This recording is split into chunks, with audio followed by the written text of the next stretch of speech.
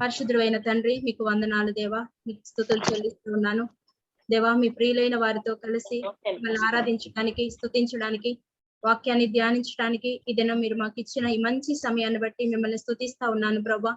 మీ మంచితనాన్ని, మీ ప్రేమను, మీ యొక్క కటాక్షాన్ని అనుదినము మా ఎడల మీరు వెల్లడి పరుస్తున్నందుకే మీకు వందనాలు. ప్రతి దినము వాక్యము చేత పోషించబడుతున్నందుకే దేవా మీకు స్తోత్రాలు చెల్లిస్తా ఉన్నాను. ఇజ్రాయేలీలు అరణ్యములో మన్నా చేత తృప్తిపరచబడినట్లుగా ప్రభా దినము మీ పరలోకపు మన్నా చేత ఈ యొక్క టీంలో ఉన్న మా అందరినీ కూడా బలపరుస్తున్నందుకై, తృప్తిపరుస్తున్నందుకై, వాక్యము చేత పోషిస్తున్నందుకై మీకు వందనాలు. వాక్యము చేత పోషించబడుతూ మా అంతరంగ పురుషుడు బలం పొందుకొని లోకములో జ్యోతుల వలె ప్రకాశించినట్లుగా మాకు జ్ఞానమును, కృపను దయచేయమని మమ్మల్ని అందరినీ మీ చేతులకు అప్పగించుకుంటున్నాం తండ్రి. వాక్యాన్ని ధ్యానించుకుంటూ ఉండగా దేవా, వినగలిగిన చెవిని, గ్రహించగలిగిన మనస్సును మీరు మాకు దయచేయండి. మాతో మాట్లాడండి, మమ్మల్ని ఆశీర్వదించమని నజరేయుడైన యేసు శక్తిగల నామంలో అడిగి వేడుకొంచున్నాము తండ్రి. ఆమేన్, ఆమేన్, ఆమేన్. దేవుని యొక్క వాక్యాన్ని చూద్దాం. పేతురు రాసిన 2వ పత్రిక 1వ అధ్యాయము 6వ వాక్యాన్ని చదువుకుందాం. జ్ఞానమునందు ఆశా నిగ్రహమును, ఆశా నిగ్రహమునందు సహనమును, సహనమునందు భక్తిని, భక్తి యందు సహోదర ప్రేమను, సహోదర ప్రేమ యందు దయను అమర్చుకొనుడి. ఇవి మీకు కలిగి విస్తరించిన ఎడల అవి మన ప్రభువైన యేసుక్రీస్తు గూర్చిన అనుభవ జ్ఞాన విషయములో మిమ్మును సోమరులైనను నిష్ఫలులైనను కాకుండా చేయును. ఇవి ఎవనికి లేకపోవునో వాడు తన పూర్వ పాపములకు శుద్ధి కలిగిన సంగతి మర్చిపోయి గ్రుడ్డివాడును, దూరదృష్టి లేని వాడగును. అందువలన అందువలన సహోదరులారా, మీ పిలుపును, ఏర్పాటును నిశ్చయముగా చేసుకొనుట మరి జాగ్రత్త పడుడి. మీరిటి క్రియలు చేయువారైతే ఎప్పుడును తొట్టిల్లరు. అలాగున మన ప్రభువును రక్షకుడైన యేసుక్రీస్తు యొక్క నిత్య రాజ్యంలో ప్రవేశము మీకు సమృద్ధిగా అనుగ్రహింపబడును.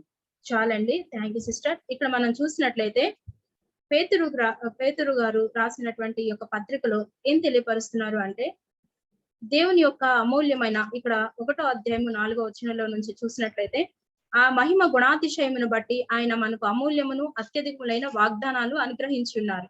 దురాశను అనుసరించడం వలన లోకమందున్న భ్రష్టత్వమును ఈ వాగ్దానాల మూలముగా మీరు తప్పించుకొని దేవ స్వభావమునందు పాలివారగునట్లుగా వాటిని అనుగ్రహించెను. ఎప్పుడైతే అమూల్యమును అత్యధికమైన దేవుని వాగ్దానాలను దేవుడు మనకి ఇచ్చాడు అని మనం తెలుసుకుంటామో, ఈ యొక్క దురాశ నుంచి, లోకమందున్నటువంటి భ్రష్టత్వము నుంచి ఈ వాగ్దానాలు మనల్ని తప్పిస్తాయి అనే విషయాన్ని ఇక్కడ రాయబడి ఉంది. అంటే ఎన్నో వాగ్దానాలు మనకున్నాయి. అయితే ఆ యొక్క వాగ్దానాలను మనము పక్కన పెట్టుకొని చాలా సందర్భాల్లో దేవుడు నా ప్రార్థన వినడం లేదు, ఎన్నో రోజులుగా ప్రార్థిస్తున్నా కానీ నా ప్రార్థనకి జవాబు రావడం లేదు అనేటువంటి బాధ, భయము వ్యక్తపరుస్తూ ఉంటా. ఈ రోజు నేను చెప్పాలనుకున్న అంశం ఏంటి అంటే భక్తి. చూడండి, దేవుని యొక్క సన్నిధిలో, ఆయనతో సహవాసంలోను, ఆయనతో భక్తి జీవితంలోను మనం ఉన్నాము అనేటువంటి విషయాన్ని మనం ధ్యానిస్తా ఉన్నప్పుడు, మన గురించి మనం ఆలోచిస్తూ ఉన్నప్పుడు, నేను ఇంత భక్తిగా ఉన్నా, ఇంత ప్రార్థనలో ఉన్నా, ఇంత సహవాసంలో ఉన్నా, మరి ఎందుకు నా ప్రార్థనకి జవాబు రావడం లేదు అనేటువంటి ఆలోచనలు మనకు వస్తా ఉంటే, దేవుని వాక్యం ఏం చెప్తుందంటే, అమూల్యములు అత్యధికములైన వాగ్దానాలు దేవుడు మనకిచ్చారు. అయితే ఈ యొక్క అమూల్యమైన, వెల కట్టలేని ఈ వాగ్దానాలు మన జీవితాల్లో ఏం చేస్తాయి అంటే కార్యసిద్ధిని కలుగ చేస్తాయి. ఇక్కడ చూసినట్లయితే ఈ వాగ్దానాల మూలముగా మీరు తప్పించుకొని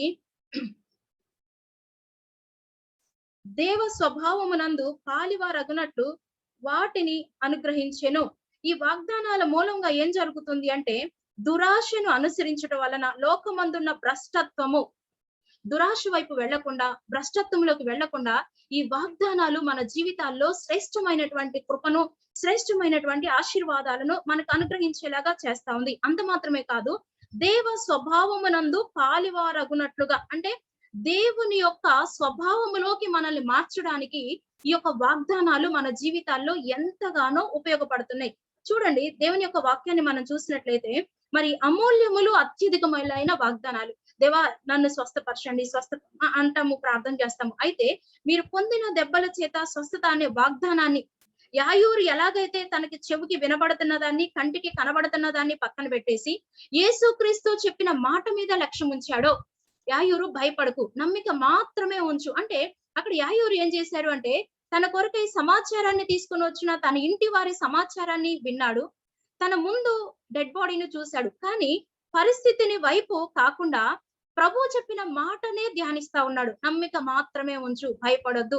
ఎప్పుడైతే ఆ విధంగా జరిగిందో, చెయ్యి దాటిపోయినటువంటి తన కుమార్తె యొక్క శరీరంలో నుంచి, ఆ ఎండిపోయిన స్థితిలో నుంచి ఆ జీవము మరలా తిరిగి జీవాధిపతి అయిన దేవుని మాట మీద లక్ష్యం ఉంచడాన్ని బట్టి ఆ జీవము ఆమెలోకి వచ్చినట్లుగా మనం చూస్తా ఉన్నాము.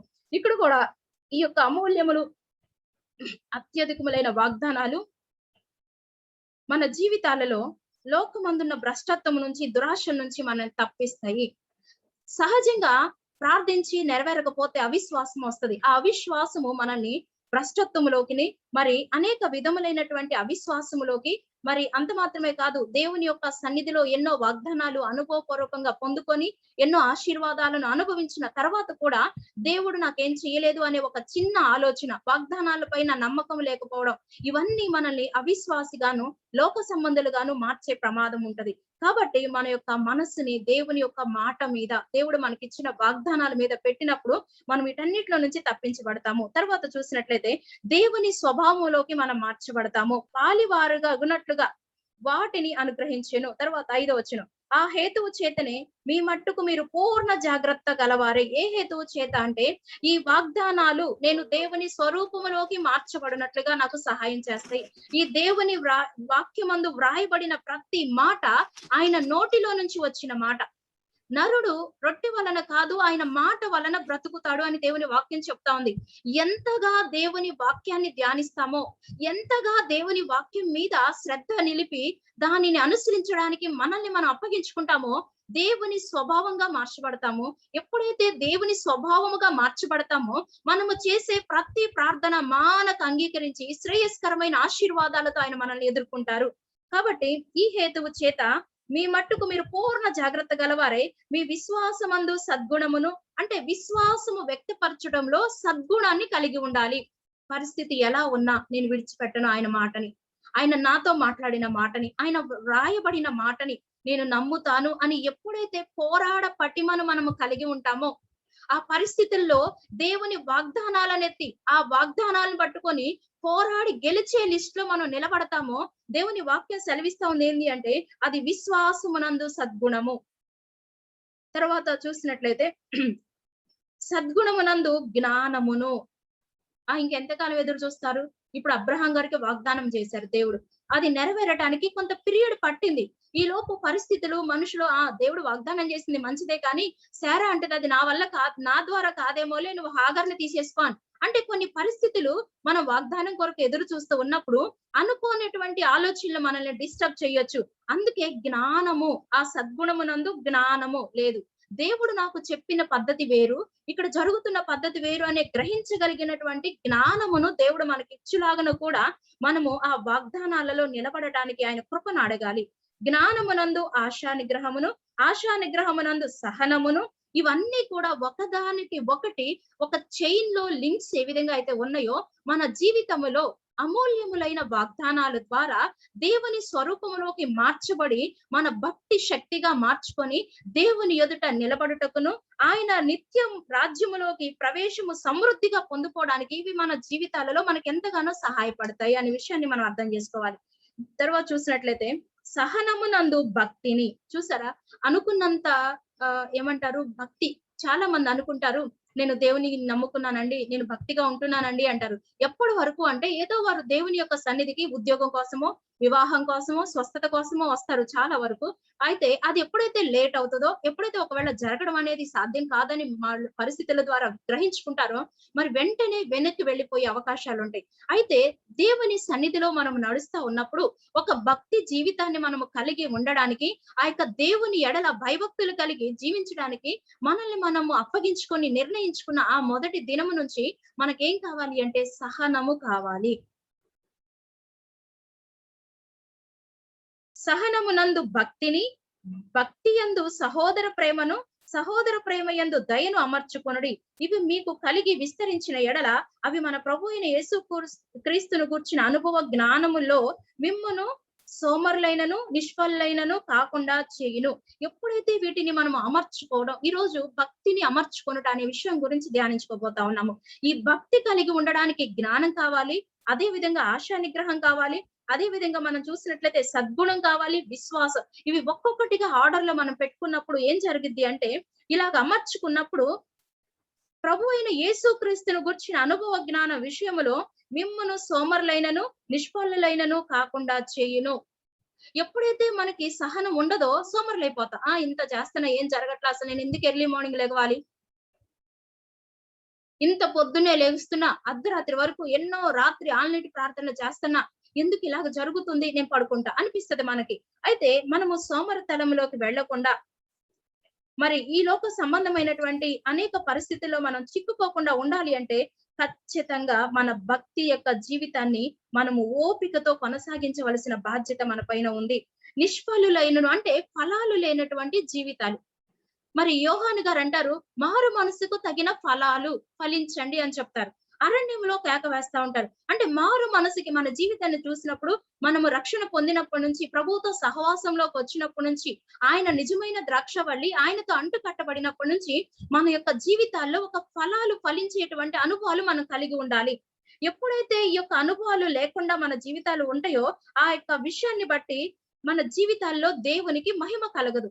అందుకే పేతురు గారు ఏం రాస్తా ఉన్నారంటే, ఇవి కలిగి విస్తరించిన ఎడల మన ప్రభు అయిన యేసుక్రీస్తును గురించిన అనుభవ జ్ఞానం విషయంలో మిమ్మల్ని సోమరులైనను నిష్ఫలులైనను కాకుండా మనం సోమరులుగా ఉండాలని, ఫలాలు లేని జీవితాలుగా ఉండాలని దేవుడు కోరుకోవడం లేదు. ఒకవేళ మనం ఫలాలు లేకుండా ఉంటే ఆయనకి ఏమాత్రం కూడా సంతోషం కాదు. ఆయన మనల్ని పిలిచిందే బహుగా ఫలించడానికి, అభివృద్ధి చెందడానికి, ఆశీర్వదించడానికి. అయితే మనము ఫలాలు ఫలించకుండా సోమరులుగా చేసేది ఏంటి అంటే, సహనము లేని స్థితి, వాగ్దానాల మీద నిలబడని స్థితి, మన భక్తిని సరిగా అమర్చుకోలేనటువంటి స్థితి. కొంతమంది పూరి గుడిసెలైనా సరే ఎంత అందంగా ఇంటిని సర్దుకుంటారు. ఆ ఇంట్లో ప్రశాంతంగా ఉండాలి అనిపిస్తది. ఆ ఇంట్లో ఎంతసేపు ఉన్నా బోర్ అనిపించదు, చిరాకు అనిపించదు. కానీ కొంతమంది చాలా పెద్ద ఇల్లున్నా కానీ సర్దుకోకపోతే ఆ ఇంట్లో ఎప్పుడెప్పుడు బయటకు వద్దామా అనిపిస్తది.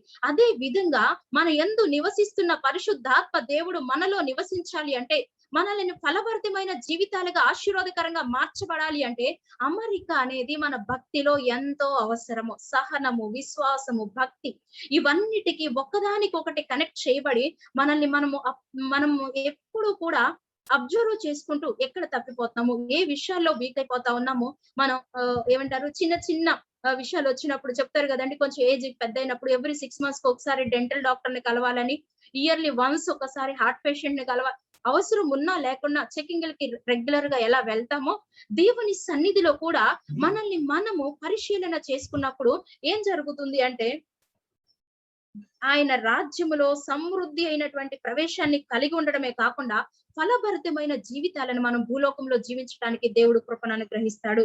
తర్వాత చూసినట్లయితే, ఇవి ఎవనికి లేకపోవునో వాడు తన పూర్వ పాపములకు శుద్ధి కలిగిన సంగతి మర్చిపోయి గుడ్డివాడును దూరదృష్టి లేనివాడును అగును. చూసారా, ఎప్పుడైతే ఇవన్నీ అమర్చుకోవడం జరగదో, వారు దేవుడు మమ్మల్ని విడిపించాడు, దేవుడు మమ్మల్ని శుద్ధీకరించాడు, నేను ఇప్పుడు నూతన స్వభావం నాలోకి వచ్చింది, నూతన సృష్టిని, దేవుని బిడ్డని అనే గమనాన్ని లేకుండా, నేను విడుదల పొందాను అనే ఆలోచన లేకుండా గుడ్డి వారిగా, అంటే ఈ అమరిక లేకపోతే ఈజీగా లోకం వైపు అట్రాక్ట్ చేయబడతాం, ఈజీగా అవిశ్వాసంలోకి వెళ్ళిపోతాం, ఈజీగా నేను ఒక దేవుని బిడ్డను అనే గమనం లేకుండా మన వ్యక్తిగత జీవితాలని ఎలా అంటే అలాగా నడిపించుకోవడానికి మనల్ని మనము అప్పగించుకుంటాం. కాబట్టి ఆ యొక్క అప్పగించుకునే విధానాన్ని ఏమంటున్నారు అంటే, గుడ్డి వారుగా మారిపోతారు, దూరదృష్టి లేని వాడునగును. చూసారా, తెలివైన ప్రతి పేరెంట్స్ తమ పిల్లలను ఆస్తికర్తలుగా చేస్తారు. లేదా దూరదృష్టి కలిగిన వారు, జ్ఞానం కలిగిన వాళ్ళు, గుణవతి అయిన స్త్రీ గురించి ఉంటది, రాబోతున్న కాలములో ఏదొచ్చినా దాని యందు భయపడకుండా నిర్భయంగా ఉండగలిగిన కృపతో జ్ఞానం కలిగిన స్త్రీ, గుణవతి అయిన స్త్రీ తన ఇంటిని తన పిల్లలను మరి సరి చూసుకుంటుంది అనే విషయాన్ని మనం సామెతలు 31లో చదువుకున్నాం. అంటే దూరదృష్టి దేవుని బిడ్డల యొక్క లక్షణం. ఎప్పుడైతే ఇవి అమర్చుకోలేమో అప్పుడు మనము అటువంటి దూరదృష్టిని కోల్పోతాం, మన దర్శనాన్ని కోల్పోతాం. నేను ఎవరిని, దేవుడు ఎందుకు నన్ను రక్షించాడు, ఆయన రక్తముతో నన్ను కడిగి ఎందుకు నన్ను ఈ లోకం నుంచి అన్ని జనం నుంచి వేరుపరిచాడు, నా పట్ల ఒక ప్రత్యేకమైన పని ఉంది, ఆయన నన్ను ఏర్పరచుకున్నాడు, నా ద్వారా ఆయనకి మహిమ కలగబోతా ఉంది, నేను ఫలించడం ద్వారా అనేక మందికి ఆశీర్వాదంగా మార్చబడటం ద్వారా నా తండ్రి సంతోషిస్తున్నాడు అనేటువంటి గమనాన్ని మనం మిస్ అవుతాము. తర్వాత చూసినట్లయితే ఒక్క నిమిషం మీరిట్టి క్రియలు చేయువారైతే ఎప్పుడునూ తొట్టిల్లరు. ఎట్టి క్రియలు అమరిక కలిగినటువంటి ఒక భక్తి జీవితాన్ని కలిగి ఉంటే ఎప్పుడు కూడా తొట్టిల్లడు. ఇక్కడ ఎన్నో విషయాలు చెప్తా ఉన్నాడు. ఎప్పుడైతే ఈ అమరికను మనము జాగ్రత్తగా పరిశీలన చేసి సహనాన్ని, విశ్వాసాన్ని, దేవ స్వభావాన్ని, జ్ఞానాన్ని, ఆశా నిగ్రహాన్ని కలిగి ఉంటామో ఇవన్నీ కూడా మనము భక్తిలో నుంచి పక్కకి తొలగిపోకుండా జాగ్రత్త పడేలాగా చూస్తారు. అదే విధంగా మనం ఫలించులాగా దేవుడు కృపను అనుగ్రహిస్తాడు. తర్వాత చూసినట్లయితే మీరు ఇట్టి క్రియలను విసర్జించిన వారైతే ఎప్పుడూ తొట్టిల్లరు.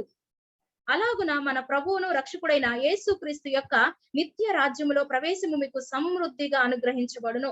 ఈ గుడ్డితనాన్ని, దూరదృష్టి లేని తనాన్ని విసర్జించినప్పుడు ఏం జరిగింది అంటే ఖచ్చితంగా మనము తొట్టిల్లము. దూరదృష్టి కలిగి వాగ్దానాల మీద మనసుంచి మనము దేవ స్వభావాన్ని ధరించుకుంటూ ఓర్చుకోవలసినప్పుడు ఓర్చుకోవడం, క్షమించవలసినప్పుడు ప్రేమించవలసినప్పుడు, విశ్వాసము నుంచి అధిక విశ్వాసానికి వెళ్ళగలిగినప్పుడు మన యొక్క జీవితాలని ఓకే ఇది నాకు దేవుడు టెస్టింగ్ పీరియడ్ ఏమో, అగ్ని పుటం వేసినట్లుగా నన్ను ఆయన మేలిమి బంగారంగా మార్చడానికి ఈ పరిస్థితి ఎలా చేశాడేమో, అలా ప్రతి దానిలో కూడా మనల్ని మనం సరి చూసుకుంటూ మన భక్తి జీవితాన్ని అమర్చుకున్నట్లయితే శ్రేష్టమైన దేవుని నామానికి మహిమకరంగాను ఫలభరితంగాను ఆయన నిత్య రాజ్యములోకి సమృద్ధి అయిన ప్రవేశాన్ని పొందిన వారుగాను మనము ఉంటాము. చూద్దాం భక్తి గురించిన ఇంకా కొన్ని విషయాలు. అసలు భక్తి అంటే ఏంటి, ఆ భక్తిని కలిగి ఉండడం వలన దేవుడు మనకి ఏం జరిగిస్తాడు, లేదా దేవుడు మన జీవితాల్లో ఎట్టి కార్యాలు అనుగ్రహిస్తాడు అని మనం కొన్ని విషయాలు ధ్యానించుకుందాం. సామెతల గ్రంథము 8వ అధ్యాయము 13వ వాక్యం. సామెతలు 8:13.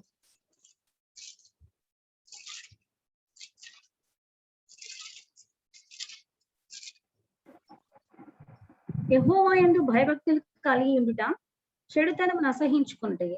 చాలండి. భయభక్తులు కలిగి ఉండుట, యెహోవా యందు భయము భక్తి కలిగి ఉంది అనడం అంటే దాని మీనింగ్ ఏంటి అంటే చెడుతనమును అసహించుకోవడమే.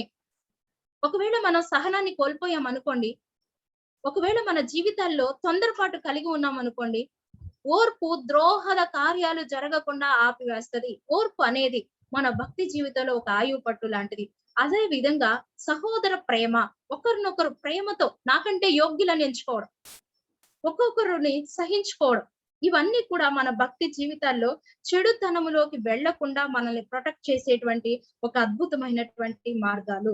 ఇక్కడ యెహోవా యందు భయభక్తులు కలిగి ఉండుట చెడుతనమును అసహించుకోవడమే.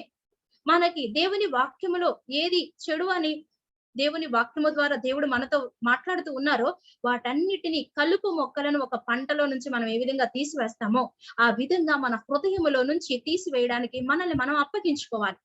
గార్డెన్ లోకి వెళ్ళినప్పుడు, పార్కుల్లోకి వెళ్ళినప్పుడు కొన్ని చెట్లను చూస్తే చాలా అందంగా అనిపిస్తాయి. అయితే ఆ తోటమాలి ఏం చేస్తాడంటే వ్యర్థమైన కొన్ని మొక్కలని, మరి పువ్వులు కానీ, అందమైన ఆకర్షణీయంగా కనబడుతున్నటువంటి పచ్చని ఆకులు కానీ ఉండకుండా పండు ఆకులు, ఎండు ఆకులుగా ఉండి పెరుగుతా ఉంటాయి. ఆ పెరుగుదల వలన మిగిలిన ఫలాలు ఇచ్చేటువంటి కొమ్మలకి ఫలాలు పూలు రాకుండా ఆపివేస్తాయి.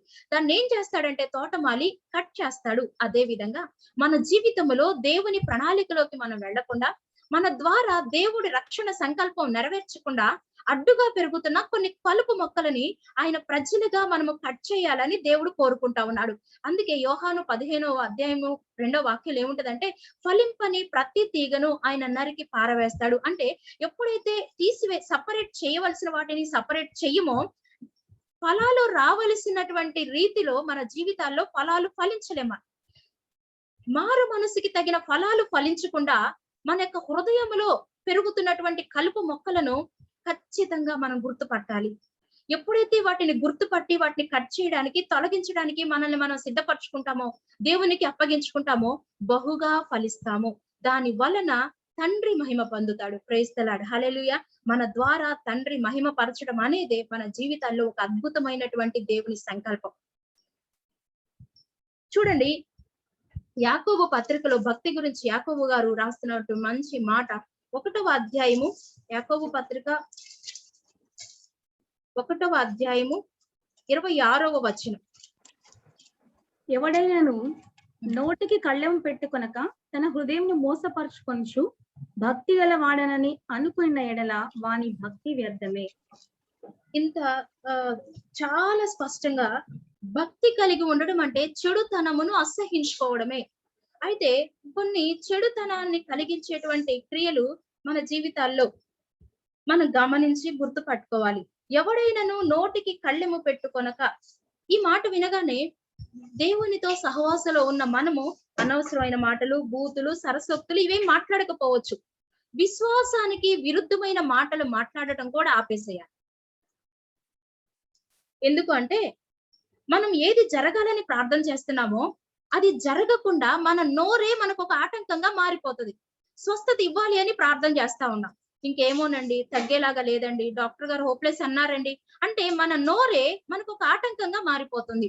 దేవుని వాక్యం చెప్తుంది నోటికి కళ్ళెం పెట్టుకోవాలి. ఎవడైనాను నోటికి కళ్ళెము పెట్టుకొనక తన హృదయమును మోసపరుచుకొనుచు. చూసారా, నోటికి హృదయానికి కనెక్షన్ ఉంది. హృదయము నిండిన దానిని బట్టి నోరు మాట్లాడుతుంది. కాబట్టి మనం ఫస్ట్ సహనమును, ఓర్పును హృదయంలో మనం కలిగి ఉన్నప్పుడు మన నోరు కూడా మన కంట్రోల్లోకి వస్తుంది. ఎవడైనా నోటికి కళ్ళెము పెట్టుకొనక తన హృదయమును మోసపరుచుకొనుచు భక్తి గలవాడనని అనుకొనిన ఎడల వాని భక్తి వ్యర్థమే. తండ్రి అయిన దేవుని ఎడల పవిత్రమును నిష్కల్మమైన భక్తి ఏదనగా దిక్కులేని పిల్లలను, విధవరాండను వారి ఇబ్బందులలో పరామర్శించుటయు ఇహలోక మాలిన్యము తనకంటకుండా తన్ను తాను కాపాడుకొనుటయే. చూసారా, భక్తి కలిగి ఉన్నాను అని చెప్పుకుంటూ మన నోటి మీద కంట్రోల్ లేకుండా ఉండడం ఆ భక్తి వ్యర్థమే అని చెప్తా ఉన్నాడు. రెండవదిగా చూసినట్లయితే నిజమైన భక్తి అంటే ఏంటి అంటే నిష్కళంకమైన భక్తి. ఏ మాత్రము మచ్చైన, డాగైన, ముడతైన, కళంకమైన లేనటువంటి ఒక శ్రేష్టమైనటువంటి భక్తి జీవితాన్ని మనము కలిగి ఉండాలి అని దేవుని వాక్యం సెలవిస్తా ఉంది. ఏంటి ఆ భక్తి అంటే దిక్కులేని పిల్లలను, వెదవరాండను వారి ఇబ్బందుల్లో పరామర్శించుటయు ఇహలోక మాలిన్యమును తనకంటకుండా తన్ను తాను కాపాడుకొనుటయే. పేతురుపత్రికలు మనం చూసాం కదా. ఒకవేళ ఎప్పుడైతే మనము ఆ యొక్క వాగ్దానాల మీద విశ్వాసముతో ఆనుకోకుండా ఉంటామో గ్రుడ్డి వారిగాను మరి మనం మారిపోతాము, దూర దృష్టి లేని వారిగా మారిపోతాము, దర్శనాన్ని కోల్పోతాము అని అర్థం. గ్రుడ్డి వారు అంటే లిటరల్ గా గుడ్డోళ్ళు అవుతామని కాదు, కానీ ఇప్పుడు సపోజ్ దేవుడు నాకు ఒక రిజైన్ చేయమని చెప్పినప్పుడు నీ ద్వారా ఇంత పరిచర్య జరిగిస్తానని ఒక ప్రత్యేకమైనటువంటి దర్శనాన్ని నాకు ఇచ్చి ఉండొచ్చు, కానీ పరిస్థితులంతా భిన్నంగా ఉండి ఉండొచ్చు. అప్పుడు నా మనసుకి నేను దేవుడు నాకు ఇంత దర్శనాన్ని ఇచ్చాడు, రిజైన్ చేయమని చెప్పాడు, ఇంతకాలంగా నేను పరిచర్య చేస్తా ఉంటే మరి పరిస్థితులు ఏమాత్రం కదలట్లేదు కదా అనే ఒక ఆలోచన నన్ను ఆపేస్తుంది. కానీ నా ఆలోచన రాగానే నేనేం చేయాలి అంటే దేవుడు చెప్పిన వాగ్దానం మీదే నా మనసును పెట్టాలి. నేనేం చేయాలంటే ఆ వాగ్దానాన్నే ధ్యానించాలి.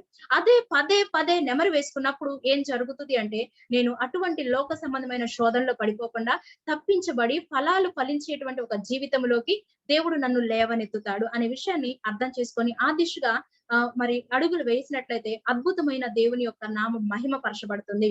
ఇక్కడ కూడా చూసినట్లయితే ఇహలోకపు మాలిన్యము తనకంటకుండా తన్ను తాను కాపాడుకొనుటయే నిష్కళంకమైన భక్తి.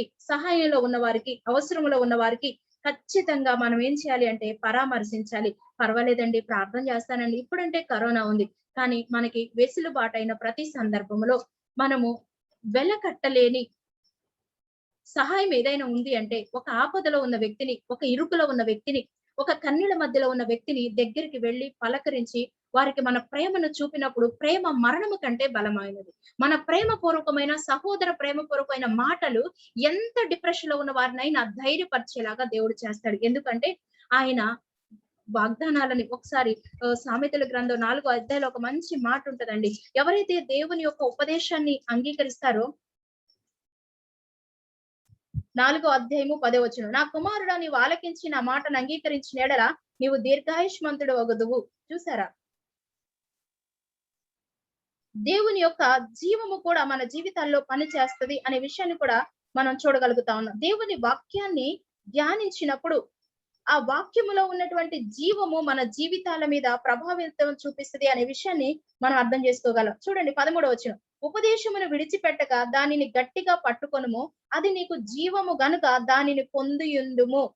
ఉపదేశాన్ని విడిచిపెట్టకుండా గట్టిగా పట్టుకుంటే దేవుని వాగ్దానాన్ని, ఆయన మనతో మాట్లాడుతున్నటువంటి ఆ ఆలోచనలని, మనలో ఉబుకుతున్న జీవ జలపు నదిని మనం గుర్తు పట్టగలిగినట్లయితే, ఆ జీవపు ఊటని మనం అర్థం చేసుకోగలిగినట్లయితే ఏం జరిగిద్దంటే, అది నీకు జీవము కనుక దానిని పొందియుండుము. ఇప్పుడు ఆ జీవముతో మనం నింపబడి ఆ ఉపదేశాన్ని, దేవుని నడిపింపుని, దేవుని వాక్యము చదవడం ద్వారా మన హృదయాలలో నింపుకొని ఆ ఉపదేశంతో మనం సహోదరుల దగ్గరికి వెళ్ళి, ఆ సహోదరులు ఇరుకులో ఉన్నప్పుడు, ఏమంటారు, ఇబ్బందిలో ఉన్నప్పుడు, అనారోగ్యంతో ఉన్నప్పుడు మనం మాట్లాడుతూ ఉంటే మనలో నుంచి జీవము వారిలోనికి పనిచేస్తది. ఆ ఎండిపోయిన పరిస్థితి జీవముతో నింపబడేలాగా దేవుడు కార్యాలు జరిగిస్తాడు. కాబట్టి ఆ విధంగా మనము సహోదరుల యొక్క ప్రేమను చూపించే వారిగా, దిక్కులేని పిల్లలకు, విధవరాండ్రకు ఇబ్బందులు పరామర్శించే వారిగా ఉంటే ఇది నిష్కలంకమైనటువంటి భక్తి అని దేవుని వాక్యం సెలవిస్తా ఉంది. ఈ లోక మాలిన్యం అంటకుండా మనల్ని మనం ఎప్పుడు కూడా ప్రత్యేకించబడిన వారిగా మనం చూసుకోవాలి అని దేవుని వాక్యం సెలవిస్తా ఉంది. తర్వాత చూసినట్లయితే తిమోతికి రాసిన మొదటి పత్రిక 6వ అధ్యాయము 6వ వాక్యము.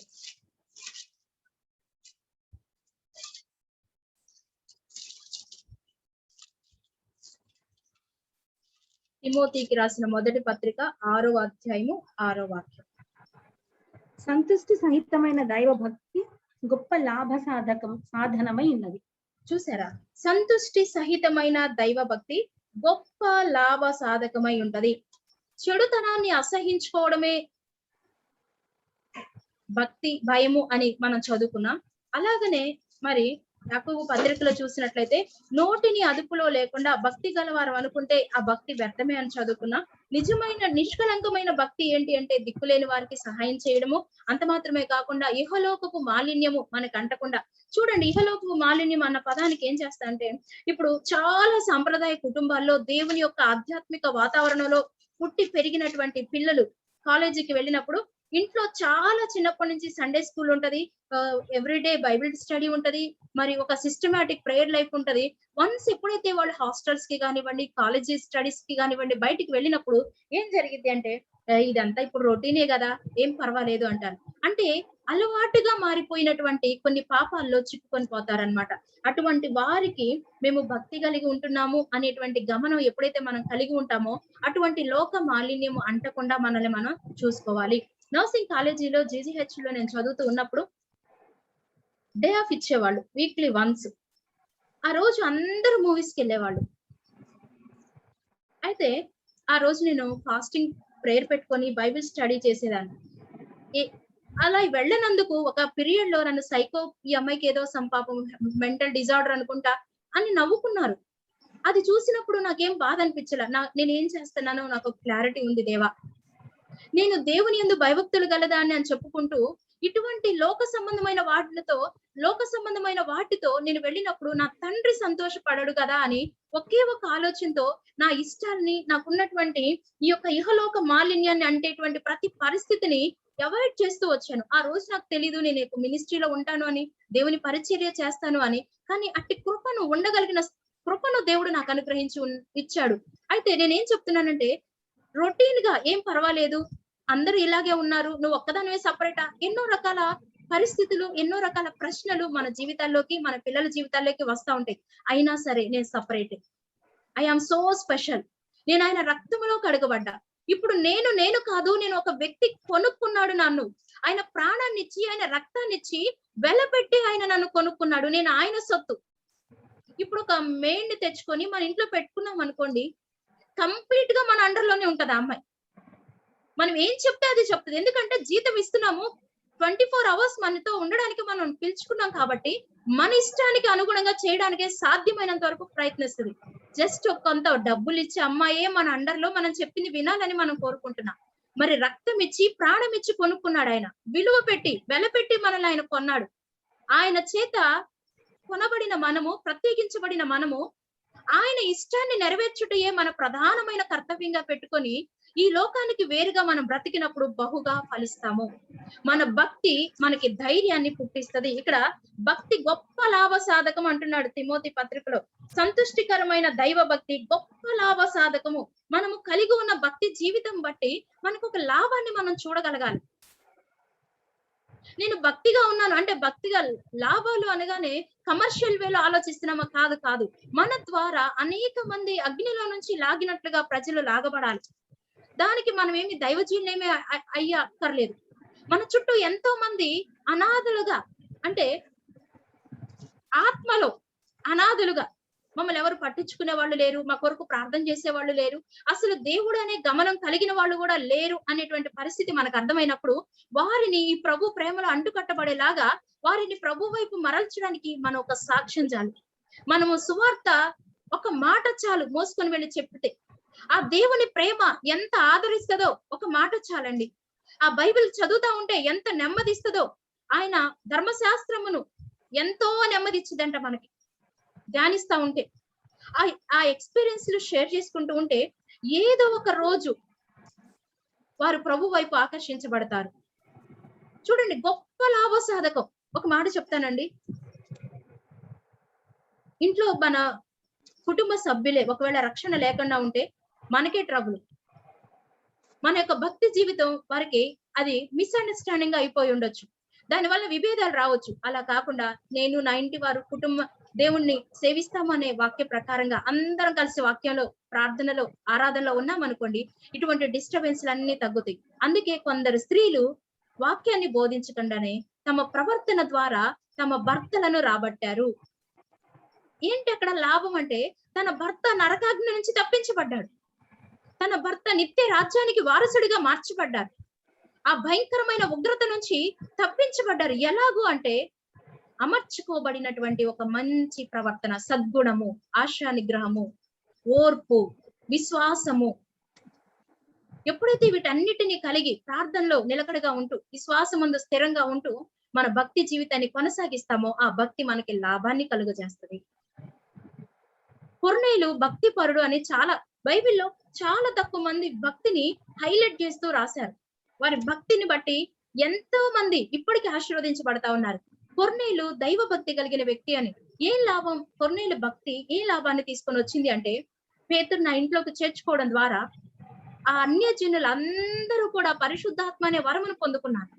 అంతకు ముందు లేని వేరొక నియమము ఆ ఇంట్లో పనిచేయడం ప్రారంభించింది.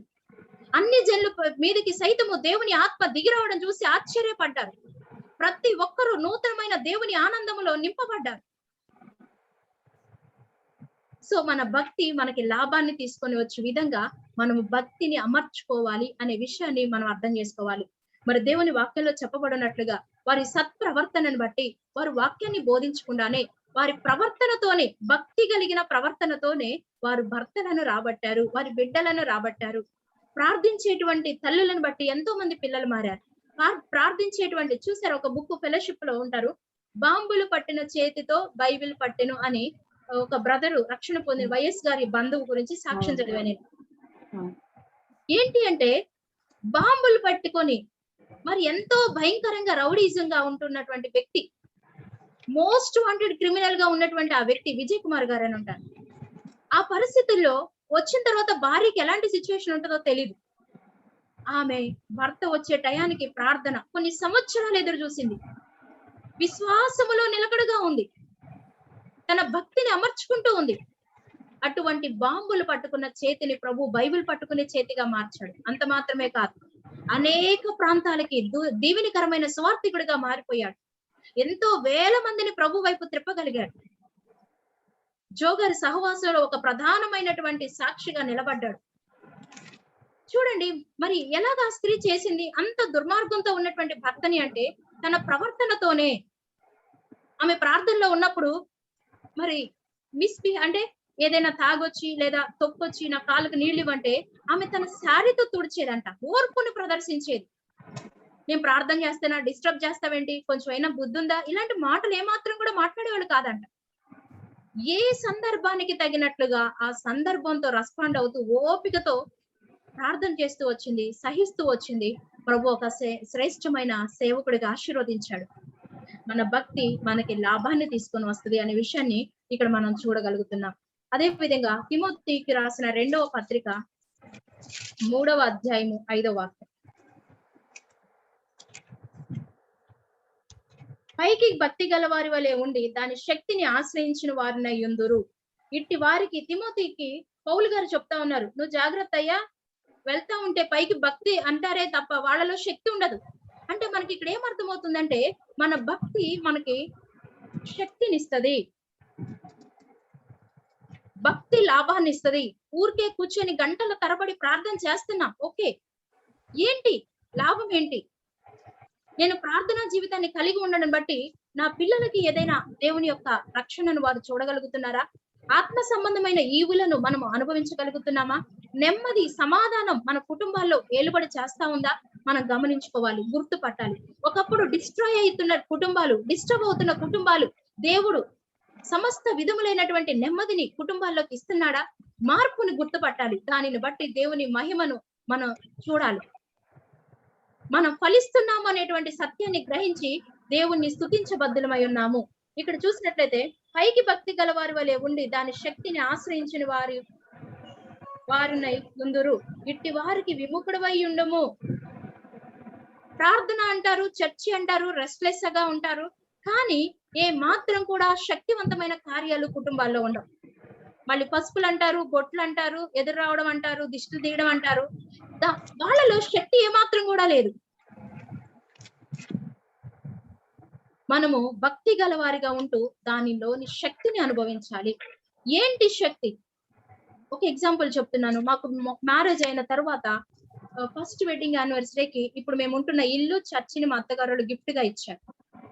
అప్పుడు కన్స్ట్రక్షన్ పెళ్ళైన థర్డ్ మంత్ అయింది. మీరు వెళ్ళి గుంటూరులో ఒక స్థలం ఉంది, అక్కడ మీరు మినిస్ట్రీని స్టార్ట్ చేయండి అని చెప్తే మేము కనిపెట్టి ప్రార్థన చేసాము. 4th మంత్ మ్యారేజ్ అయ్యి 4th మంత్ అయింది. దేవుడు మాకు వెళ్ళమని ఒక సూచన ద్వారా, దైవజనుల ద్వారా, దర్శనాల ద్వారా మాకు కన్ఫర్మేషన్ వచ్చింది. మేము సరే వెళ్తున్నాము అని బయలుదేరి వచ్చేటప్పటికి నేను కన్సీవ్ అయి ఉన్నాను. 2nd మంత్ కన్సీవ్ అయి ఉన్నాను. అయితే వచ్చి ఇక్కడ హౌస్ స్టార్ట్ చేస్తా ఉన్నాం.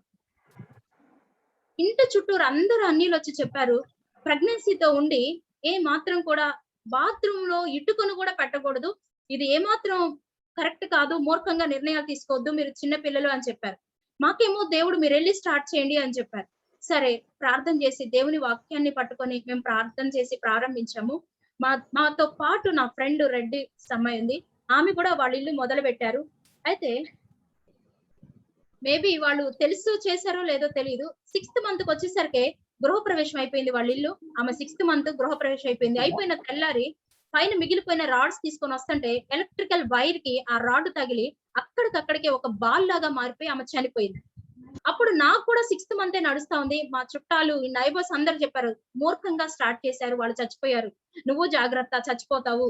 ప్రెగ్నెన్సీతో ఉండి ఇంత పెద్ద ప్లాన్ తో ఇంత పెద్ద ఇల్లు కడుతున్నారు, అసలు మీరు బతకరు, మీకు తెలియట్లేదు అని అందరూ మాట్లాడుతూనే ఉన్నారు. మా ధైర్యం దేవుని వాగ్దానమే. మా ధైర్యం దేవుడు మాకు వెళ్ళు అని చెప్పిన దానిలోనే వెళ్ళి బ్రతకడానికి, నిలబడటానికి, కన్స్ట్రక్ట్ చేయడానికి కావలసిన సామర్థ్యాన్ని ఇస్తాడనేటువంటి ఒక నమ్మకమే మేము ప్రారంభించాము. జరుగుతానే ఉంది. ఇండ్లు కన్స్ట్రక్షన్ జరుగుతూ ఉంది. మా పెద్దవాడు పుట్టి 21వ రోజు, మా చర్చి ప్రతిష్ట రోజుకి వాడికి 21 రోజు. వాడు కానీ నేను కానీ ఏ మాత్రం కూడా 1 డే కూడా హాస్పిటల్కి వెళ్ళలేదు. ఆ రోజు నుంచి ఈ రోజు వరకు నియర్లీ 10 years ఒక్క రోజు కూడా మేమేమి ఇబ్బంది పడలేదు. నేను ఎందుకు మాట్లాడుతున్నాను అంటే, భక్తి కలిగి దానిలోని శక్తిని మనం చూడకుండా ఉండకూడదు. ఇప్పుడు వచ్చిన వారందరూ చెప్పారు, ఆచారాలని అన్యజనుల మధ్యలో బ్రేక్ చేయడానికే దేవుడు నిన్ను పంపించాడు అని. Praise the lord. చూడండి, కొన్ని ఆచారాలు మనము కూడా దానికి భయపడి ఆగిపోతే, మనము దేవునిలో ఉన్నాము, ప్రత్యేకించబడి ఉన్నాము, దేవుని శక్తి మన లోపల ఉంది కాబట్టి ఈ ఆచారాలు మనల్ని ఏమి ఆపలేవు. మన ఆశీర్వాదాన్ని, మన యొక్క జీవాన్ని అవి ఏమాత్రం అడ్డగించలేవు. మనము ఆచారాలను బ్రేక్ చేయడానికి ఉన్నాము, కానీ ఆచారాలని అనుసరించడానికి లేము అనే సత్యాన్ని అర్థం చేసుకోవాలి. అందుకే పౌలు భక్తి కలిగిన వారని చెప్పుకుంటారు, వాళ్ళకి శక్తి ఉండదు, వాళ్ళకి విముక్తుడుగా ఉండు, వాళ్ళకి సపరేట్ గా ఉండు. మన భక్తిలో శక్తి ఉంది అని గ్రహించి ఆ శక్తిలో మనము అనుభవించడానికి ప్రతి దినము మనల్ని మనము అమర్చుకోవలసిన వారిగా ఉంటున్నాము. చూడండి, దానియేలు గ్రంథము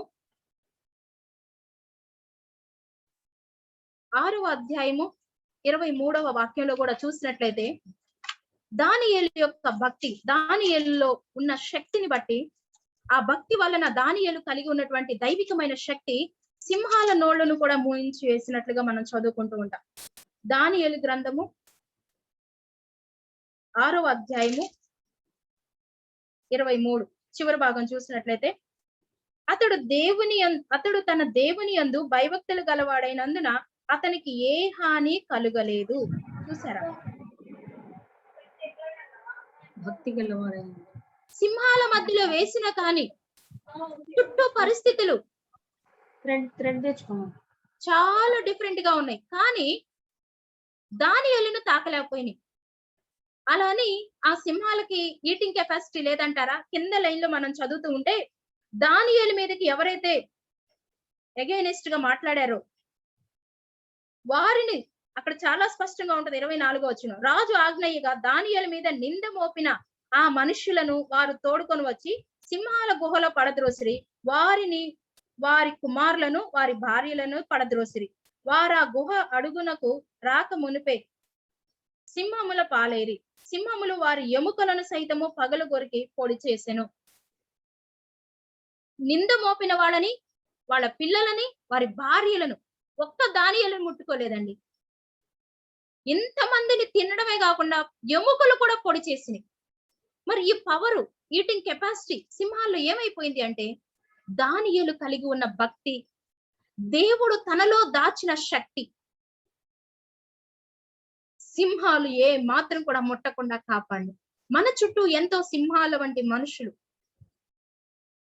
సింహాలు నోర్లు తెరిచినట్లుగా మన యొక్క జీవితాల్లో కీడు కొరకైన పరిస్థితులు ఓపెన్ చేయబడటం, ఎవరిని మిరింగుదునా అని అపవాది గర్జించు సింహాలు తిరుగునాడినట్లుగా మరి వాడు రకరకాల స్కీములతో వస్తాడు మన ముందుకి.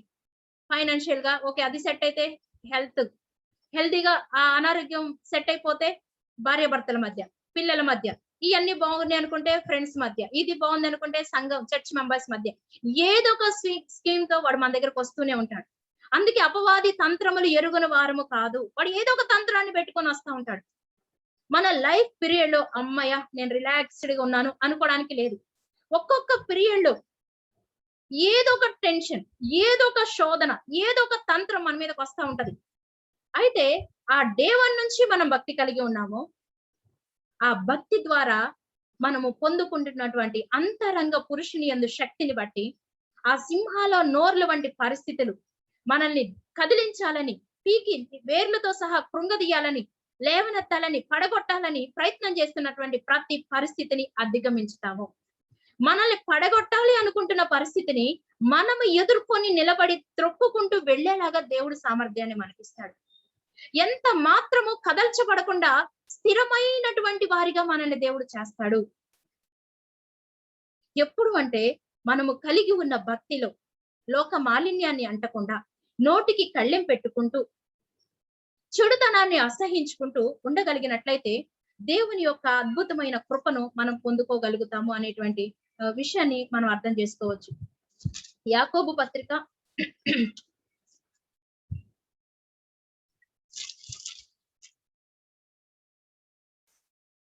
1వ అధ్యాయము 19వ వాక్యం.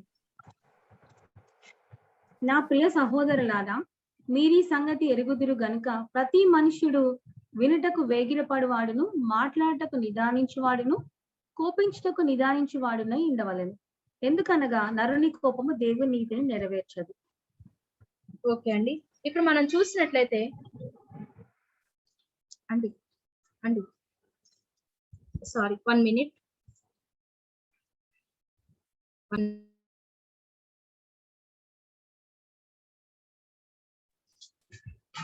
ఇక్కడ చూసినట్లయితే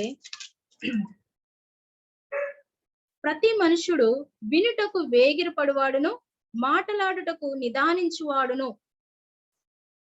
కోపించుటకు నిదానించువాడునై ఉండవలెను. భక్తి కలిగినటువంటి ఆయన ప్రియమైన బిడ్డలుగా, ఆయన వారసులుగా దేవ స్వభావమును పొందుకోవాలి. ఆ గాడ్లీ నేచర్ లోకి దినము నేను రూపాంతరపరచబడాలి, ఆ పోలికగా చెక్కబడాలి, మార్చబడాలి అనేటువంటి ఆశ కలిగిన మన జీవితాలలో మనం ఏం చేయాలి అంటే వినుటకు వేగిరపడు వారిగా, దేవా నేను వింటున్నా, ఇంకా నా జీవితంలో నీ పోలికలోకి మార్చకుండా ఏది అడ్డుబండగా ఉంది, ఏది కలుపు మొక్కగా ఉంది, నాతో మాట్లాడండి అని దేవుని యొక్క నడిపింపుని వినడానికి, వాక్యములో నుంచి వినడానికి ఇష్టపడాలి. అదే విధంగా మరి మాట్లాడుటకు నిదానించువారుగాను, అనవసరమైన మాటలు, తొందరపడి మాట్లాడే మాటలు మాట్లాడటానికి మనం ఒక అడుగు తగ్గడానికి ప్రయత్నం చేయాలి. తర్వాత చూసినట్లయితే, కోపించుటకు నిదానించువాడునై ఉండవలెను, నరుని కోపము దేవుని నీతిని నెరవేర్చదు అని దేవుని వాక్యం సెలవిస్తా ఉంది. రక్షణ పొందినప్పుడు కంటే ఇప్పటికీ మన కోపం యొక్క పరిమాణము తగ్గించుకోబడాలి. దినదినము భక్తిలో ఎదుగుతూ ఉన్న కొలది కోపం యొక్క స్థాయి తగ్గాలి. దినదినము భక్తిలో ఎదుగుతున్న కొలది మాట్లాడే స్థాయి తగ్గాలి. ఏసేపు తప్పు చేయలేదు అని ప్రూవ్ చేసుకోవడానికి చాలా పరిస్థితులు ఉన్నాయి, కానీ సైలెంట్ గా ఉన్నాడు. దేవుడు చాలా స్థలాల్లో సైలెంట్ గా ఉండమని ఆయన యొక్క ప్రజలకి సెలవిస్తాడు. దేవుడు మన పక్షాన యుద్ధం చేయాలి అంటే, దేవుడు మన స్థానంలో నిలబడి ఒక అద్భుతాన్ని చేయాలి అంటే, ఆయన ప్రజలుగా మనం మౌనంగా ఉండాలని ఆయన కోరుకుంటా ఉంటాడు. హిజ్కియా పైకి అష్షూరు రాజు యుద్ధానికి వచ్చినప్పుడు, ఎన్నో రకాల సంక్షేప రాజు రంకెలు వేస్తా ఉన్నప్పుడు కూడా చెప్పిన మాట దేవుడు ఏంటి అంటే, నువ్వు మౌనంగా ఉండు. అవును, మాట్లాడటానికి నిదానంగా ఉండాలి, వినడానికి వేగిరపడుతూ ఉండాలి. అంత మాత్రమే కాదు, కోపాన్ని విడిచిపెట్టే వారిగా ఉండాలి. అందుచేత సమస్త కల్మషమును, విర్రవీగుచున్న దుష్టత్వమును మాని లోపల నాటబడి మీ ఆత్మలను రక్షించుటకు శక్తిగల వాక్యమును సాత్వికముతో అంగీకరించుడి. ఈ కోపం మనం ఎప్పుడైతే మితిమీరిన కోపం కలిగి ఉంటామో, ఎప్పుడైతే తొందరపాటు మాటలు మాట్లాడే వారిగా ఉంటామో, దేవుని వాక్యము మన జీవితాలలో పని చేయడం ఆగిపోతుంది. లోపల నాటబడి మీ ఆత్మలను రక్షించుటకు శక్తిగల వాక్యమును సాత్వికముతో అంగీకరించుడి. ఈ వాక్యము మనల్ని అన్ని రకాల కీడుల నుంచి తప్పిస్తుంది. ఈ వాక్యము అన్ని రకాల భయాల నుంచి మనల్ని తప్పిస్తుంది. ఈ వాక్యము విడుదల చేయబడిన దేవుని ఊపిరి, దేవుని మాట, ఆయన నోటి మాట. ఈ వాక్యమును మనం ధ్యానిస్తూ ఉన్నప్పుడు, ఆలోచిస్తూ ఉన్నప్పుడు ఎన్నో పరిష్కారాలు పొందుకుంటాం. రాత్రి ఒక మాట, కొద్దిసేపు వాక్యాన్ని ధ్యానించుకున్నాం మా చర్చ్ గ్రూప్ లో. ఊహించని సంగతి మన జీవితాల్లోకి ఎదురైనప్పుడు మనం ఎలా ప్రవర్తించాలి? జస్ట్ దేవుని సహాయాన్ని కోరుకోవాలి. రెండవదిగా ప్రార్థనా పరుల యొక్క సహాయాన్ని కోరుకోవాలి. ఎప్పుడైతే హిజ్కియాకి రాజు వచ్చి రంకెలేసి రకరకాలుగా మెంటల్ గా, ఫిజికల్ గా దేశం అంతటిని డిప్రెస్ చేసే మాటలు మాట్లాడుతూ ఉన్నాడు. దేవుని నామాన్ని అవమానపరుస్తున్నాడు. రాజు సామర్థ్యాన్ని తక్కువ చేసి చెప్తా ఉన్నాడు. అయితే తన బలం గురించి గొప్పగా చెప్తున్నాడు. తను ఎన్ని విజయాలు పొందాడో చెప్తా ఉన్నాడు. ఇవన్నీ ఒకవైపు జరుగుతా ఉన్నాయి. హిజ్కియా తాను ప్రార్థన చేసుకుంటూ, సేఫ్ జోన్ లో నేను లేను, మీరు వెళ్ళి దైవజనుడు అయిన యెషయాకి చెప్పండి, హెచ్చైన ప్రార్థన మన కొరకు ప్రార్థన చేయమని చెప్తే దేవుడు యెషయాకి బయలుపరిచాడు. వచ్చిన దారిలో ముక్కుకి గాలం వేసి నేను వెనక్కి తీసుకుని వెళ్తా, వదంతు పుట్టిస్తా. చంపాలి అని వచ్చాడు కదా, నా బలం ముందు వాళ్ళ దేవుడు బలం కూడా చాలదన్నాడు కదా, అతనిని నేనే చంపుతాను, నాశనం చేస్తాను అని చెప్పి 1,80,000 మంది దేవదూతలను పంపించి తమ దేవత గుడిలో ఉన్నప్పుడు తన సొంత కడుపును పుట్టిన బిడ్డలే వచ్చి హతం చేసినట్లుగా మనం చూస్తాం. అంటే నేనేం చెప్పాలనుకుంటున్నానంటే, ఆ దేశమంతటిని కలవరపరిచిన ఒక సమస్య అష్షూరు రాజు రంకెలు, రబ్షాకే రంకెలు. ఆ రంకెలు వేసే టైంలో కన్ఫ్యూజ్ అయిపోతా ఉన్నారు, డిస్టర్బ్ అయిపోతా ఉండొచ్చు, దేశమంతా గందరగోళం అయిపోతూ ఉండొచ్చు. కానీ హిజ్కియా మీరు అధైర్యపడొద్దు అని చెప్పినప్పుడు హిజ్కియా మాట మీద వారు నమ్మకం ఉంచారు. తర్వాత ప్రవక్త చెప్పినటువంటి దేవుని మాటను తీసుకొని వచ్చి ఆ మాట నమ్ముతా ఉన్నప్పుడు ఏం జరిగింది అంటే, అందరూ ఆ మాట మీద దేవుడు విడుదల ఇవ్వబోతున్నాడని నమ్మారు. అద్భుతమైన విడుదల దేవుడు ఇచ్చాడు. అంటే వాక్యము ధ్యానిస్తా ఉన్నప్పుడు ఒక దేశానికి కలిగిన విపత్తు నుంచే దేవుడు విడిపించాడు. దేవుడు వాక్కును పంపి దేవుడు మాటనిచ్చి విడిపించాడు. అలాంటిది ఒక దేశ చరిత్రలో రాబోయిన కీడునే దేవుడు తప్పించినప్పుడు మన ఇళ్లలో జరుగుతున్న చిన్న చిన్న సమస్యలకి విడుదల, పరిష్కారం కూడా ప్రభు వాక్యంలోనే పెట్టాడు. కాబట్టి ఈ వాక్యమును మనం సాత్వికంతో వినాలి. ఇలా వినకుండా చేసేది ఏంటి అంటే మితిమీరిన కోపము, మితిమీరిన మాట తీరు, తొందరపాటుతనము, ఇవన్నీ కూడా మన భక్తికి ఆటంకాలు. వీటిని ఎప్పుడైతే మనం తీసి పక్కన పెడతామో అద్భుతమైనటువంటి భక్తి జీవితాన్ని కలిగి ఉండగలుగుతాము. ఆ భక్తి ద్వారా శక్తిని పొందుకుంటాము, ఆ భక్తి ద్వారా ధైర్యాన్ని పొందుకుంటాము, లాభాన్ని పొందుకుంటాము అనే విషయాన్ని కూడా దేవుని వాక్యంలో నుంచి మనం తెలుసుకోగలుగుతున్నాం. యోబు గ్రంథం 4వ అధ్యాయము 6వ వాక్యం.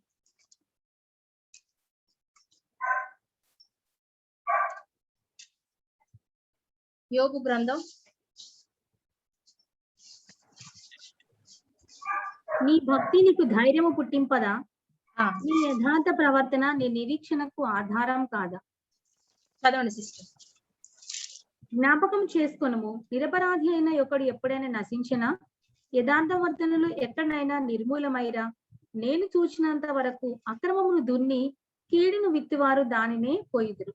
చాలు సిస్టర్. ఇక్కడ చూసినట్లయితే నీ భక్తి నీకు ధైర్యం పుట్టించదా? నీ యథార్థ ప్రవర్తన నీ నిరీక్షణకు ఆధారం కాదా? జ్ఞాపకం చేసుకొనుము, నిరపరాధి అయిన ఒకడు ఎప్పుడైనా నశించినా. చూడండి, యథార్థవంతులు ఎక్కడైనా నిర్మూలమవుతారా? ఎప్పుడైనా మనము దేవుని సన్నిధిలో యథార్థంగా ఉండి ఏదైనా సమస్య ఎదుర్కోవాల్సి వచ్చింది అనుకోండి, ఇలాంటి వాక్యాన్ని మనం ధ్యానిస్తా ఉన్నప్పుడు ఆ విషయాల్లో దేవుడు ఎంతగా మనకి ధైర్యాన్ని ఇస్తాడండి.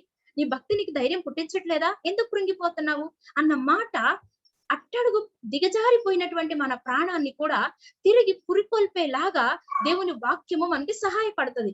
అందుకే మనం దేవుని వాక్యాన్ని సాత్వికంతో అంగీకరించాలి. సాత్వికంతో, దీన మనసుతో, భయముతో, భక్తితో, వణుకుతో, దేవా ఈ రోజు నాతో మాట్లాడండి.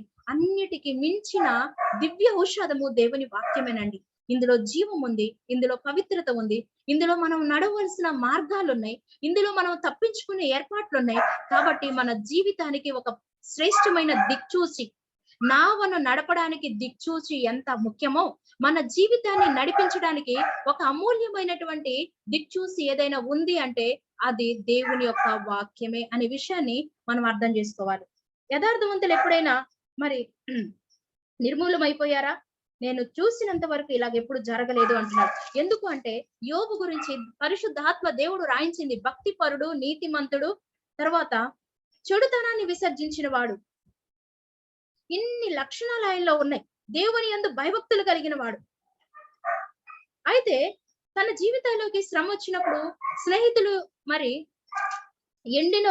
ఎండిన వాగులాగా ఉన్నారు. అంటే ఏమాత్రం కూడా ఉపయోగం లేకుండా తన ఫ్రెండ్స్ అంతా ఇంకా ఎక్కువగా పొడుస్తా ఉన్నారు. అలాంటి టైంలో కూడా తన భక్తి తనకి ధైర్యం కలిగించినట్లుగా తను దేవుని సన్నిధిలో మాట్లాడుకుంటూ ఉన్నాడు అనమాట. తన చుట్టూ ఉన్న పరిస్థితులు తన చేయి దాటిపోయినట్లుగా అనిపిస్తూ ఉన్న మంచి మాట యోబు గురించి రాయబడి ఉంటది. 1వ అధ్యాయం, యోబు గ్రంథం 1వ అధ్యాయం 21వ వచనం. నేను తల్లి గర్భంలో నుండి దిగంబరనై వచ్చి తిని, దిగంబరనై అక్కడి నుంచి తిరిగి వెళ్ళేదను. యెహోవా ఇచ్చెను, యెహోవా తీసుకొని పోయిను, యెహోవా నామమునకు స్తుతి కలుగును గాక. ఈ సంగతులు ఏ విషయమందును యోబు ఏ పాపమును చెయ్యలేదు, దేవుడు అన్యాయము చేసినని చెప్పలేదు. చాలా సార్లు మన భక్తి మెటీరియల్ స్టేజ్ లోనే ఆగిపోతుంది. ఇల్లు, పిల్లల ఉద్యోగాలు, లేకపోతే మన ఏదో అనుకున్నది వస్తేనే ఎక్కువ భక్తిగా ఉన్నాము అనుకుంటా. లేదా నేను చాలా ఎక్కువ దేవుళ్ళో ఉన్నా, నా భక్తి బాగుంది కాబట్టి నా భక్తిని చూసి మెచ్చి దేవుడు నాకు ఇచ్చాడు. కాదండి. ఆయన నీతిని, ఆయన రాజ్యాన్ని వెతుకుతూ పోతే మనకు కావలసినన్ని దేవుడు ఇస్తాడు. నిజమైన భక్తి ఏంటి అంటే ఏమున్నా లేకపోయినా దేవుడి పైన ఆనుకోవడం. ఇవి ఉన్నందుకు నేను భక్తిలో ఉన్నానని కాదు, ఇవి లేనందుకు భక్తి లేదు అని కాదు, కానీ ఎలాంటి స్టేటస్ మన జీవితాల్లో నడుస్తా ఉన్నా దేవునిని విడిచిపెట్టకుండా ఉండగలడం కంటే మించిన భక్తి ఇంకేమీ లేదు. యోబు పిల్లలు పోయారు, ఆస్తి పోయింది, ఆరోగ్యం పోయింది, తన చుట్టూ ఉన్న ప్రోత్సహించే స్నేహితుల్ని మిస్ అయిపోయాడు, ఈవెన్ సపోర్ట్ గా ఉండాల్సిన భార్య ఎగెనిస్ట్ అవుతా ఉన్నారు. ఇంత పరిస్థితులు తనతో ఉన్న నోటి మాటతో కూడా దేవుడు నాకు అన్యాయం చేశాడని అనలేదంట. ఈజీగా నేస్తాం. మన కొలీగ్స్ కి, వాళ్ళ పిల్లలకి మంచిగా జరుగుతా ఉండి మనకు కొంచెం లేట్ అయితే, ఎందుకు మరి దేవుడు నా ప్రార్థన వినట్లా, నాకు ఎందుకు ఎంత బ్యాడ్ పీరియడ్ నడుస్తుంది ఏంటంటో అనేస్తా ఉంటాం. నోటితో కూడా పాపం చెయ్యలేదు అంటే భక్తిని దేవుడు కొలతేసేటప్పుడు మన నోటితో మాట్లాడే మాటలు కూడా కొలతేస్తున్నాడని అర్థం చేసుకోవాలి. నోటితో కూడా పాపము చెయ్యబడుతుంది అని కూడా ఇక్కడ మనం అర్థం చేసుకోవాలి. నోటితో కూడా పాపము చెయ్యలేదు అని యోబు గురించి వ్రాయబడి ఉంది. కాబట్టి మనం మన యొక్క క్రిటికల్ పీరియడ్ లో మన నోటిని చాలా జాగ్రత్తగా ఉంచుకోవాలి. అందుకే యాకోబు గారు అన్నారు, ఎవరైనా భక్తి గలవారు అని చెప్పుకుంటూ తన నోటికి కళ్ళెం పెట్టుకోపోతే ఆ భక్తి వ్యర్థమే అని విషయాన్ని మళ్ళా మనం గుర్తు చేసుకోవాలి. తర్వాత చూసినట్లయితే చివరిగా ఎఫెసీ పత్రిక 4వ అధ్యాయము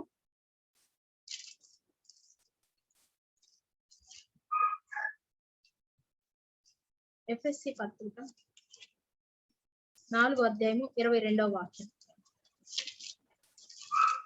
కావున మునుపటి ప్రవర్తన విషయంలోనైతే మోసకరమైన దురాశల వలన చెడిపో మీ ప్రాచీన స్వభావం వదులుకొని మీ చిత్తవృత్తి అందు నూతన పరచబడిన వారై నీతియు యథార్థమైన భక్తియు గలవారై దేవుని పోలికగా సృష్టింపబడిన నవీన స్వభావం ధరించుకొనవలెను.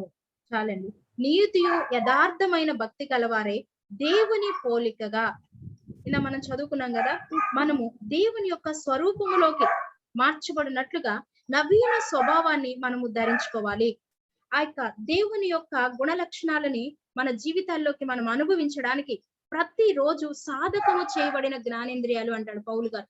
అంటే పిల్లలు కాళ్ళు ఇవన్నీ మనం చిన్నప్పుడు పుట్టినప్పుడు చేస్తా ఉంటాం కదా ఎక్సర్సైజులు, అలాగే మన యొక్క జ్ఞానేంద్రియాలను నోటితో ఏది పడితే అది మాట్లాడకుండా, ఏది పడితే అది చూడకుండా, ఎక్కడికి పడితే అక్కడికి వెళ్లకుండా మనం సాధకము చేయబడిన జ్ఞానేంద్రియాలు. ఓ మంచి మాట ఉంటది, వ్యర్థమైన వాటిని చూడకుండా నా కన్నులను త్రిప్పివేయుము. సో భక్తి కలిగిన మనము చాలా పెద్ద ఏజోళ్ళు కూడా అండి, చాలా సంవత్సరాలు సీనియారిటీ ఉన్నటువంటి వ్యక్తులు కూడా ప్రార్థనతో పాటు బైబిల్తో పాటు కొన్ని టీవీ మెటీరియల్స్ ని కూడా, టీవీ సీరియల్స్ ని లేకపోతే టీవీలో జోక్స్ ని ఇలాంటివి కూడా మెయింటైన్ చేస్తూ ఉంటారు.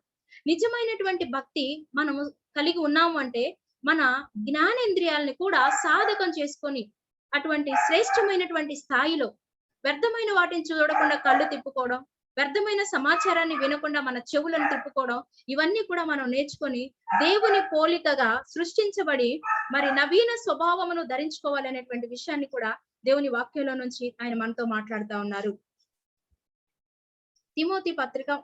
తిమోతి రాసిన మొదటి పత్రిక 2వ అధ్యాయము 1వ వచనం.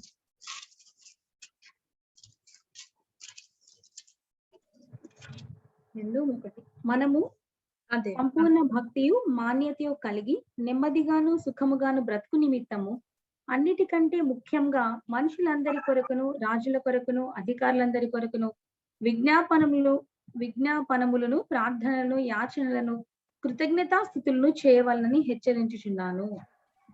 ఇది మంచిది, మన రక్షకుడు దేవుని దృష్టికి అనుకూలమైనది. Thank you sister. ఇక్కడ చూసినట్లయితే మనము సంపూర్ణమైన భక్తియు, చూసారా ఇందాక మనం చదువుకున్న దానిలో యథార్థమైన భక్తి, సంపూర్ణమైనటువంటి భక్తి ఏంటి? కంప్లీట్ అంటే కొన్ని విషయాల్లో మనల్ని మనమే సపరేట్ చేసుకోవడం అంత మాత్రమే కాదు. సంపూర్ణమైన భక్తి ఏంటి అంటే నెమ్మదిగాను సుఖంగాను బ్రతుకు నిమిత్తం అన్నిటికంటే ముఖ్యంగా మనుషులందరి కొరకు, రాజుల కొరకు, అధికారుల కొరకు విజ్ఞాపనమును ప్రార్థన యాచన కృతజ్ఞతాస్తుతులు చేయవలనని హెచ్చరించిన ఇది మంచిదియు మన రక్షకుడును దేవుని దృష్టికి అనుకూలమునై ఉన్నది. మనము ప్రార్థన చేయాలండి. భక్తి కలిగినటువంటి వ్యక్తులకి ఉండవలసిన సమయం అనవసరమైన వాటి దగ్గర సమయాన్ని వేస్ట్ చేసుకోవడం కాదు, కానీ అనవసరమైన వాటి, చాలా మంది భక్తి కలిగిన యవనస్తులు కూడా ఇప్పుడు అంతా వచ్చేసింది కదా అడ్వాన్స్ టెక్నాలజీ, ఫోన్స్ దగ్గర ఒక ఆన్లైన్ ప్రార్థన ఉంది రండి అంటే, అమ్మ పో మమ్మీ నేను అసలు రాత్రంతా ఉండలేను నీరసం వచ్చేసింది అని చెప్తా, లేదా రేపు పొద్దున కాలేజీ ఉంది అని చెప్తాం, రేపు మార్నింగ్ ఎగ్జామ్ ఉంది అని చెప్తారు, మరి డ్యూటీ ఉంది అని చెప్తారు. ప్రార్థన అంటేనేమో ఇన్ని రకాల రీజన్సా, కానీ ప్రతి ఒక్కరు ఫోన్లతో డేట్ మారందే పడుకోవటం. నేను చెప్పింది అర్థం చేసుకున్నారు అనుకున్నా. ప్రతి ఒక్కరూ వాళ్ళ ఫోన్ తో డేట్ మారక ముందు పడుకోవటం. అంతకుముందు 9-10 అయ్యేసరికే పడుకునే వాళ్ళు, ఇప్పుడు 12 అవ్వందే, 12 దాటందే పడుకోవటం. మరి అంత సమయం మోకాళ్ళ మీద ప్రార్థనలో ఉండగలుగుతున్నామా? నేను భక్తిని కలిగి ఉన్నాను, నా భక్తి నాకు ధైర్యాన్ని ఇస్తుంది, నా భక్తి నాకు లాభాన్ని ఇస్తుంది, నా భక్తి ద్వారా నేను శక్తిని పొందుకుంటున్నాను, నేను యథార్థమైనటువంటి భక్తిని కలిగి ఆ ఉన్నతమైన రాజ్యములో ప్రవేశాన్ని కలిగి ఉన్నాను అని చెప్పుకోవాలి అనేటువంటి ఆశ మనకు ఉన్నట్లయితే శ్రేష్టమైనటువంటి ప్రార్థనా జీవితం మనం కలిగి ఉండాలి. అందరి కొరకు, అధికారుల కొరకు, రాజుల కొరకు సమయం అనక అసమయం అనక మరి ప్రార్థించేటువంటి అనుభవాన్ని మనం కలిగి ఉన్నప్పుడు అది దేవుని దృష్టికి యోగ్యమైనదంట. మనం ఏం చేసినా కానీ దేవుడిని సంతోషపరిచేటువంటి దిశగా అడుగులు వేసినప్పుడు మంచి ఫలాలు ఫలించేటువంటి శ్రేష్టమైన జీవితాన్ని మనం జీవిస్తాం. జాన్ జీ లేగ్జీ అనేటువంటి ఒక వ్యక్తి చాలా దేవుని యందు భయభక్తులు కలిగిన వ్యక్తి. అతను పరిచర్య చేస్తా ఉన్న డేస్ లో ఒక భయంకరమైనటువంటి డిసీజ్ వచ్చి మెడిసినే లేనటువంటి ఆ యొక్క వ్యాధితో ప్రజలు బాధపడుతూ నొరగ కక్కుకుంటూ చనిపోయేవాళ్ళంట జాన్ జీ లేగ్జీ. అయితే అటువంటి టైంలో ఆయన మరి హాస్పిటల్స్ లో ట్రీట్మెంట్ ఇస్తున్న డాక్టర్లు కూడా ఆ వ్యాధిని వచ్చి చనిపోయే వాళ్ళంట ట్రీట్మెంట్ ఇచ్చే క్రమంలో. ఆయన వెళ్ళి ఒక పేషెంట్ దగ్గర ఆ నొరగను నా చేతిలో వేయండి అని చెప్తే, వద్దండి వద్దు, చచ్చిపోతున్నారు, మీరు చచ్చిపోతారు అంటే, చూడండి భక్తి మీకు ధైర్యాన్ని పుట్టించదా, భక్తి మీకు లాభం కాదా అంటే, అసలు నిజమైన దేవుని యందు భయభక్తులు కలిగిన వాళ్ళకి దేవుడు ఎంత కృపనిస్తాడో చూడండి. ఆయన అన్నాడంట, నేను కాదు జీవించేది, నాలో క్రీస్తున్నాడు, మీరు నాలో క్రీస్తున్నాడని చూడాలనుకుంటున్నారు, అయితే అది నా చేతిలో వేయండి, ఆ నొరగ కక్కేవారి నొరగను అని చెప్తే తీసుకొచ్చేసారంట. ఇది నిజంగా జరిగిన ఒక సంఘటన, మిషనరీ స్టోరీలో నేను చదివాను. ఆ చేతిలో ఆ నొరగ ఎప్పుడైతే వేశారో ఆ సూక్ష్మ క్రిములు ఆ చేతిలో చనిపోయినాయి అంట. ప్రైజ్ గాడ్, హల్లెలూయా. చూసారా ఏ స్థాయిలో దేవుని యందు భయభక్తులు కలిగిన వారిని దేవుడు ఎంత కెపాసిటీ ఇచ్చాడో చూడండి. నిజంగా ఇంత సామర్థ్యాన్ని దేవుడు మనలో పెడితే మనము చిన్న చిన్న వాటి దగ్గర ఆగిపోతా ఉన్నాం. చిన్న చిన్న వాటి దగ్గర మన మనస్సులను కుదించుకొని దేవుడి వైపు తిరగడానికి విముఖత చూపుతా ఉన్నాం, ఇష్టపడటం లేదు. ఈ రోజు అటువంటి అభిప్రాయం ఉంటే విడిచిపెడదాం. ఎందుకంటే అపరిమితమైన దేవుని కృపను దేవుడు మనకిచ్చాడు. ఆ జాన్ జీ లేగ్జీ గారికి సాధ్యమైనంత ఆ కృప, ఆయన కలిగి ఉన్న భక్తి ఆయనకి ధైర్యాన్ని ఇచ్చింది. ఆ భక్తి ద్వారా ఆయన అంటున్నాడు, నేను కాదు యేసయ్య నేను కలిసి ఉన్నాం, నా చేతిలో ఏం లేదు, ఈ జీవము నాలో ఉంది, యేసులో ఉన్నటువంటి ఆ శక్తి సామర్థ్యం నాలో ఉంది. యేసు చూడండి అంటే స్పాట్ లో ఆ వైరస్ అంతా కూడా చనిపోయిందంట. ఈ రోజు ప్రపంచంలో లక్షల కోట్ల మంది భక్తిగా ఉన్నామని చెప్పుకుంటున్నాం. మన భక్తి దేవుని ఎదుట ఎలాగుంది, నిజంగా నా భక్తి నాకు ధైర్యాన్ని ఇస్తుందా అనేటువంటి విషయాన్ని మనం అర్థం చేసుకొని, ఒకవేళ మనం శ్రేష్టమైన భక్తి విధానాల్లో కలిగి ఉంటే ఫలభరితమైన జీవితాన్ని జీవించినట్లుగా దేవుడు మనందరికీ తన కృపను అనుగ్రహించును గాక. ఆమేన్, ఆమేన్, ఆమేన్. ఆమేన్, ఆమేన్. ప్రార్థన చేసుకుందాం.